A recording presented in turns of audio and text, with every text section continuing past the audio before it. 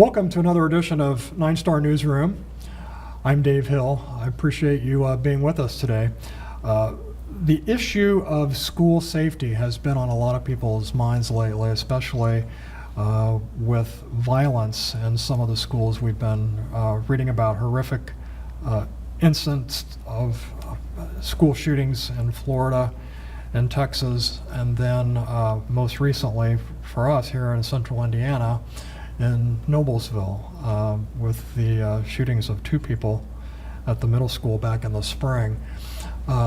This summer has given us a time for reflection, and I know a lot of people are thinking about how the schools can be made safer.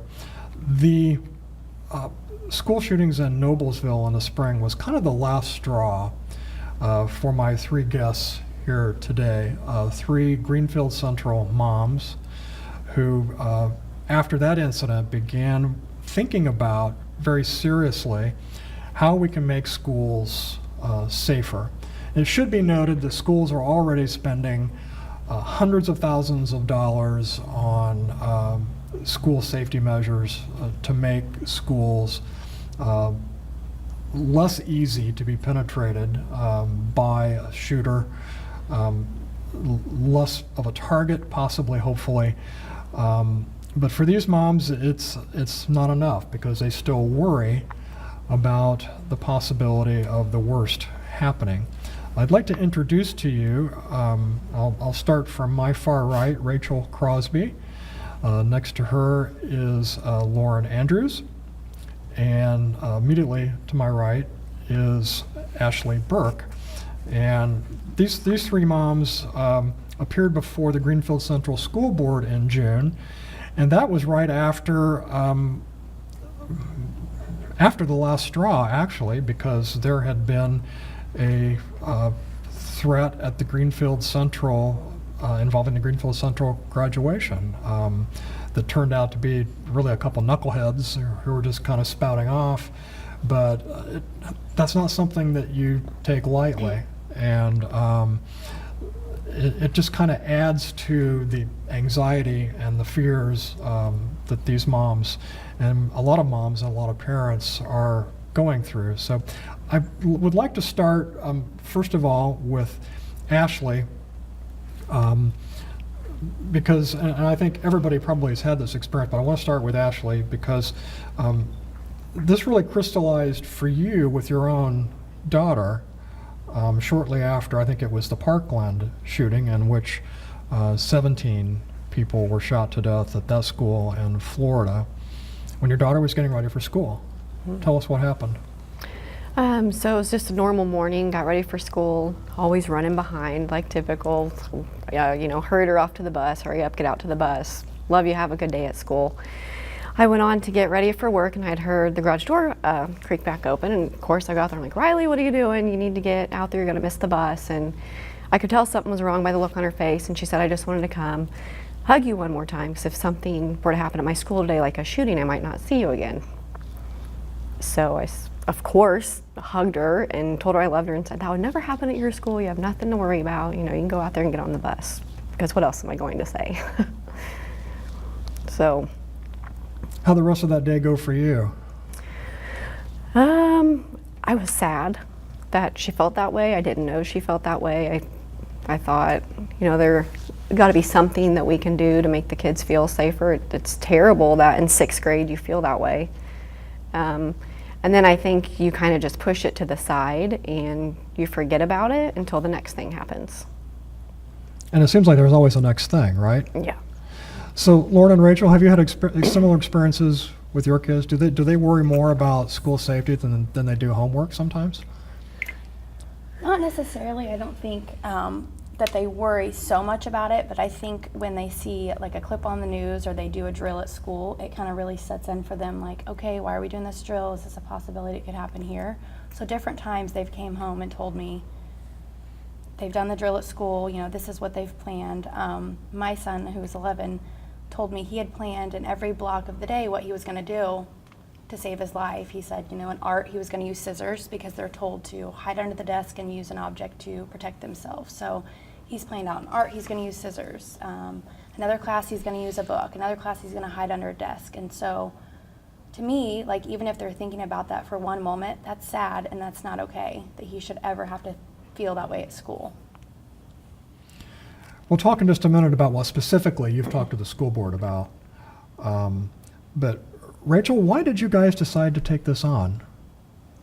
I think that it was after the Noblesville thing.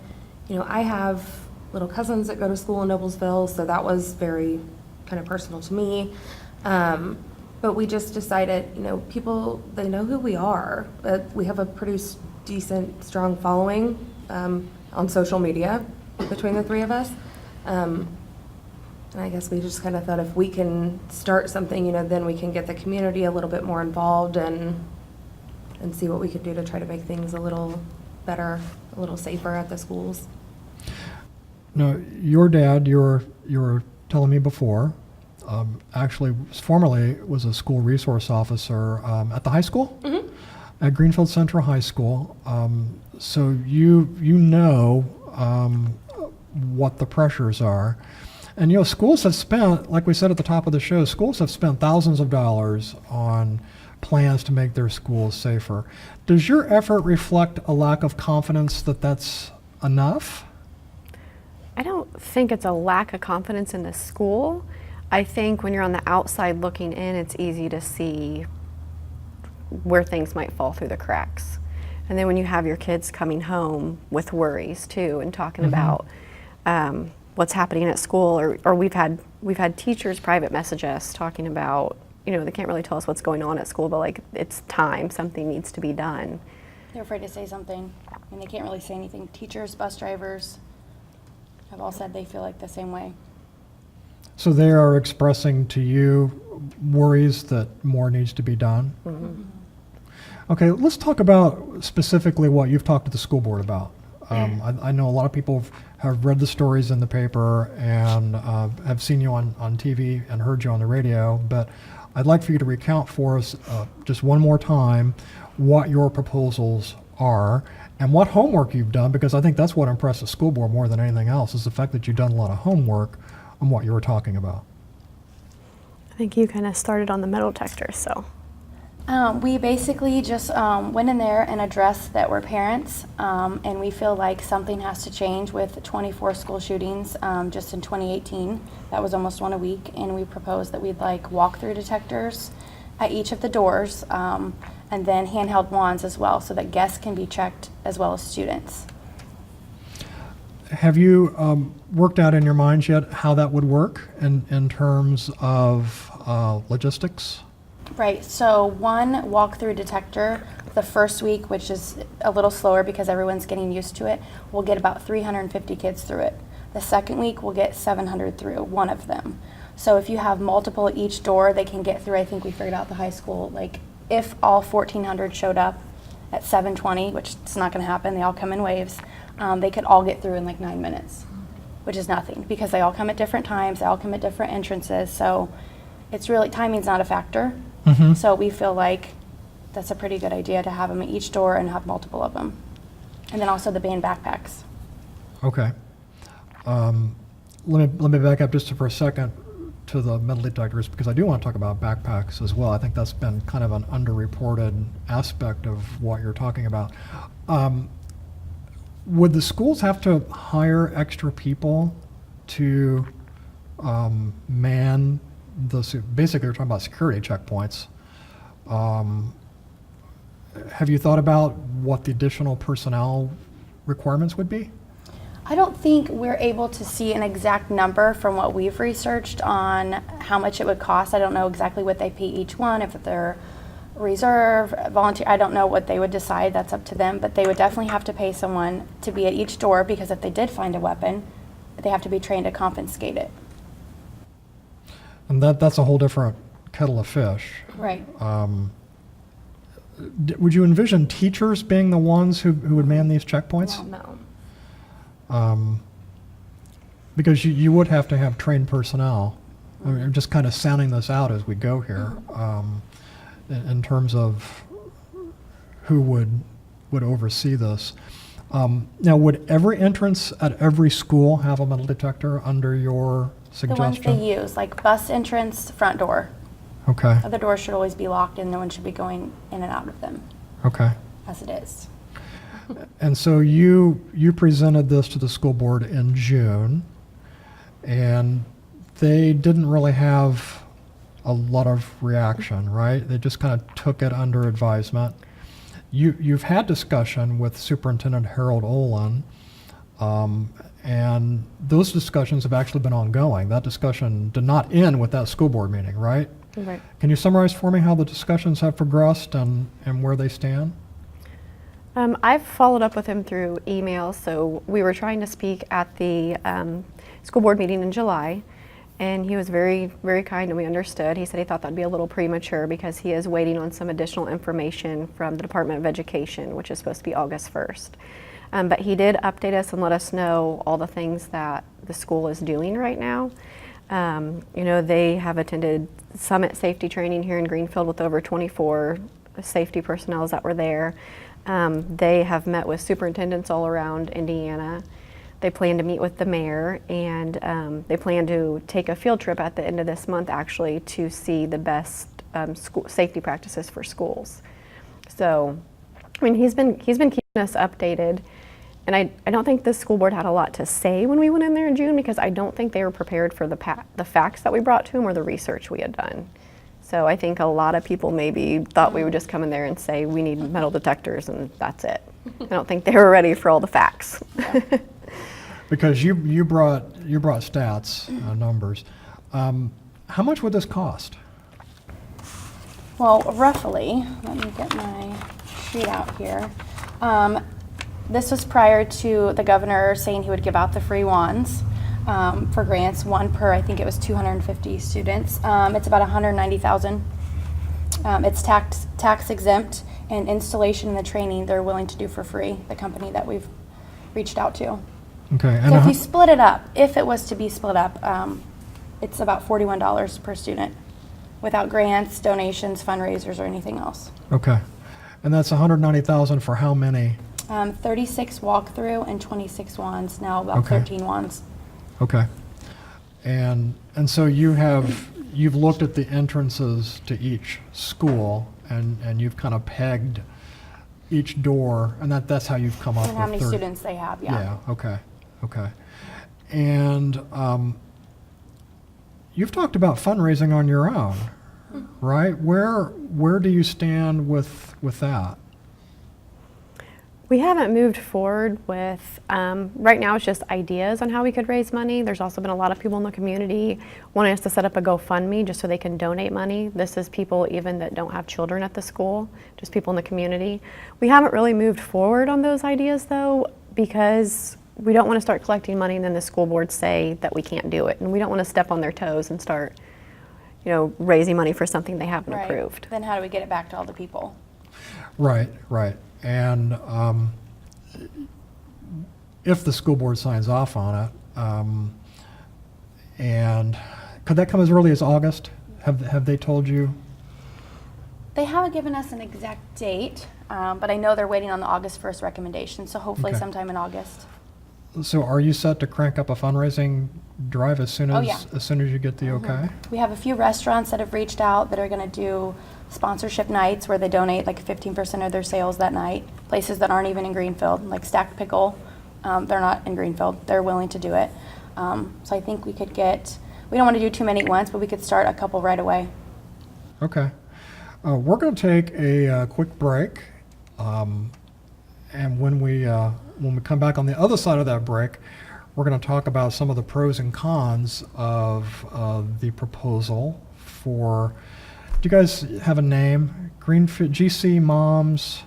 On a mission. GC Parents on a Mission. Oh, yeah. GC Yeah. Parents on a Mission. On Facebook. That is also But we're Moms on a Mission. that's also your Facebook page, right? We'll talk more about that when we get back. But we'll talk about some pros and cons and also how you can get involved in this endeavor by the Greenfield Central Moms. We'll be right back. I don't know why my computer is so slow. Oh, call a Nsnr nerd. Find us at Nsnr Connect for safe, in-home help with your computer frustrations. Nsnr Nerds, fastest times in computer repair. Welcome back to the newsroom. We appreciate you sticking around. I'm Dave Hill, and joining me today are Greenfield Central moms who are making an effort to improve safety in our schools. Ashley Burke, Lauren Andrews, and Rachel Crosby. Thank you for taking time out of your busy days to join us. I know at least one of you had to take time off work, so thank you. Rachel, I want to start with you.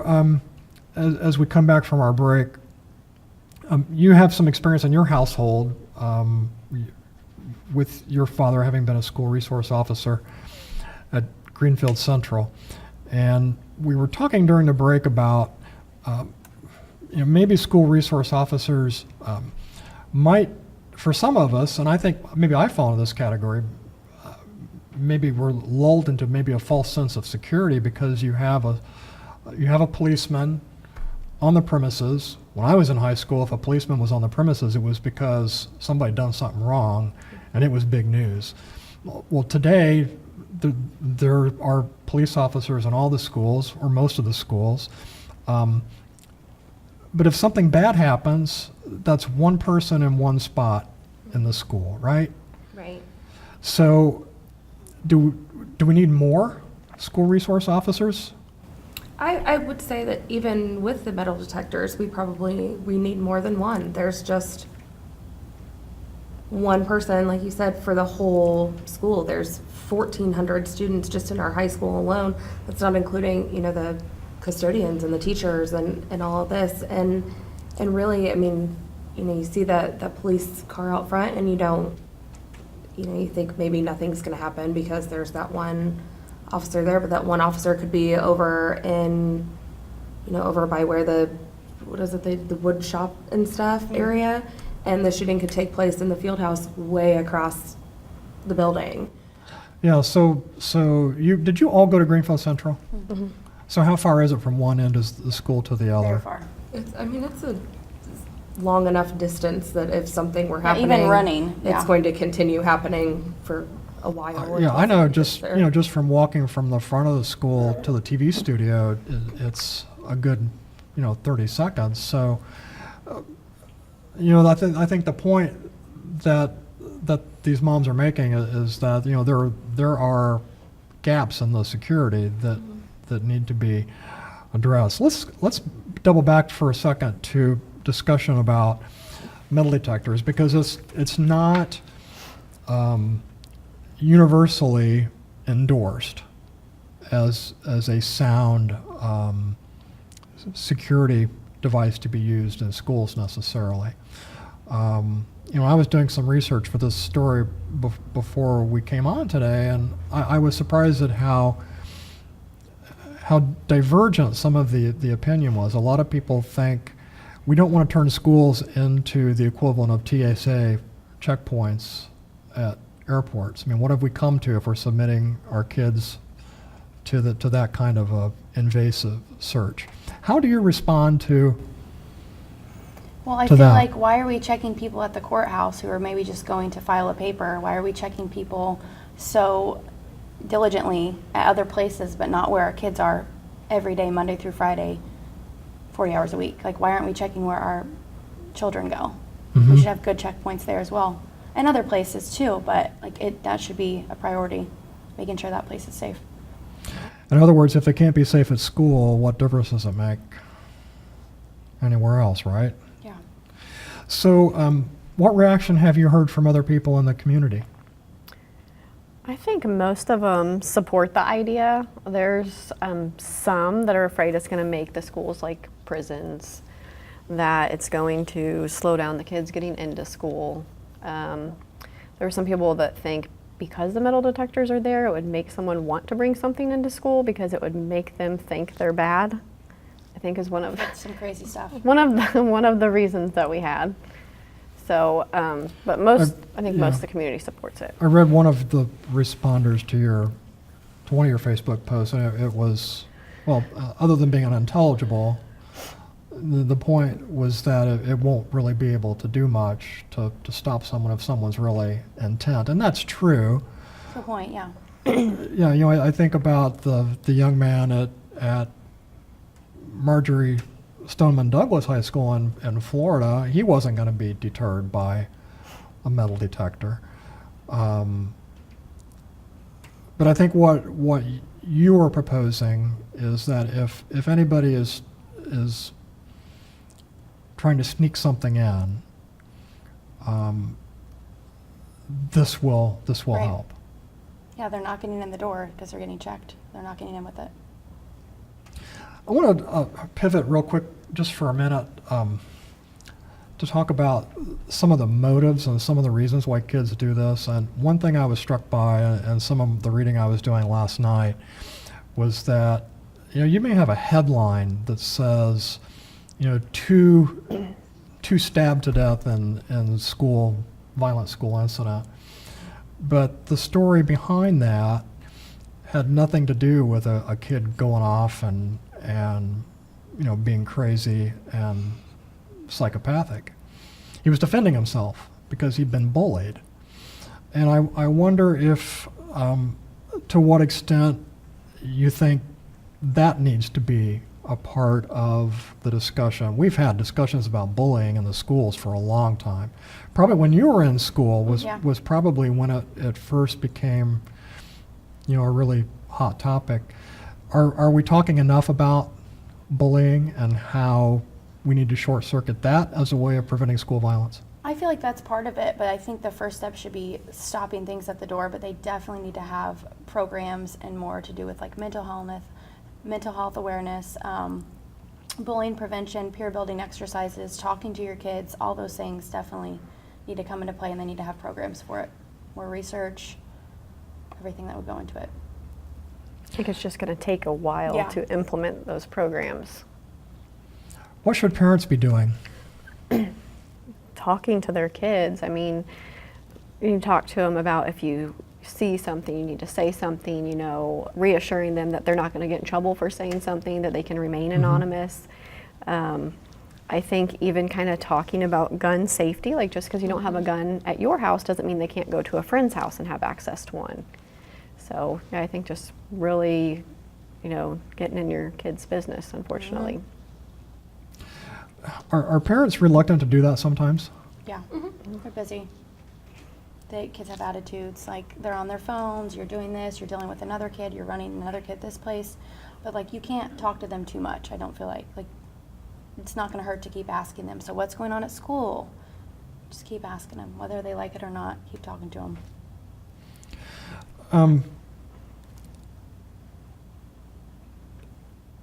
You could get turned down by the school board. They could say no. It's a possibility. Are you prepared to move forward regardless, or what will be your approach to your proposals if the school board says no to metal detectors? I don't feel like we've had a plan for that because we feel pretty strongly about this, and they've been great to work with, and I feel like them applying for the grant for the wands shows like they're into it. So you're confident? Yeah. Yeah, it's just, it's hard to say how we would react if they turned us down, because so far they haven't. They've worked so well with us and kept us in the loop, and I feel like if they were going to turn it down, then they would have done so at the meeting, would have said this is absolutely not an idea that we are going to entertain.